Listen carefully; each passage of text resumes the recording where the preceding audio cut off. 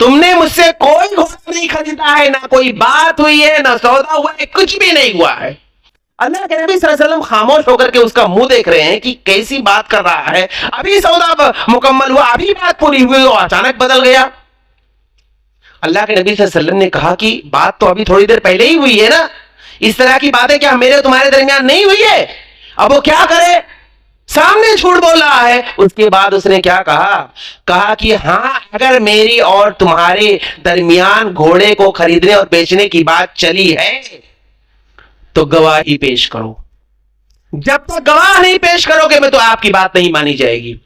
اب جب گواہی کی بات آئی تو دور سے ایک صحابی جن کا نام تھا خزیمہ بن ثابت رضی اللہ تعالیٰ عنہ، جب انہوں نے گواہی کی بات سنی، ان کے کان میں آواز ٹکرائی کہ گواہ کی ضرورت ہے، فوراً بھاگتے ہوئے آئے اور اس بدو دیہاتی سے کہتے ہیں کہ میں گواہی دیتا ہوں کہ اللہ کے نبی صلی اللہ علیہ وسلم نے تم سے گھوڑا خریدا ہے۔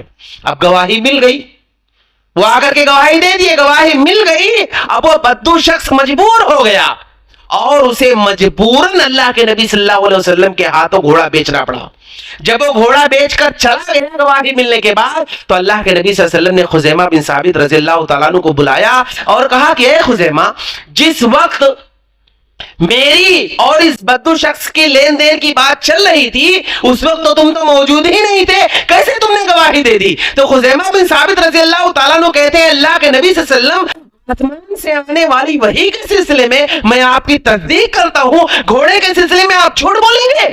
میرا یہ ایمان ہے، میرا یہ عقیدہ ہے، آپ اللہ کے نبی ہیں، آپ اس کے رسول ہیں، آپ کبھی جھوٹ نہیں بول سکتے۔ اس حیثیت سے میں نے گواہی دی ہے۔ اللہ کے نبی صلی اللہ علیہ وسلم نے صحابہ کرام کو جمع کیا اور جمع کرنے کے بعد صلی اللہ علیہ وسلم نے تمام صحابہ سے کہا کہ میرے صحابہ سنو، آج کے بعد خزیمہ بن ثابت رضی اللہ تعالیٰ عنہ اگر کسی معاملے میں گواہی دیتے ہیں تو ان کی ایک گواہی سے 2 گواہیاں مکمل ہو جائیں گی۔ یہ شرف اور یہ فضیلت طبقہ صحابہ میں صرف اور صرف خزیمہ بن ثابت رضی اللہ تعالیٰ عنہ کو حاصل ہے۔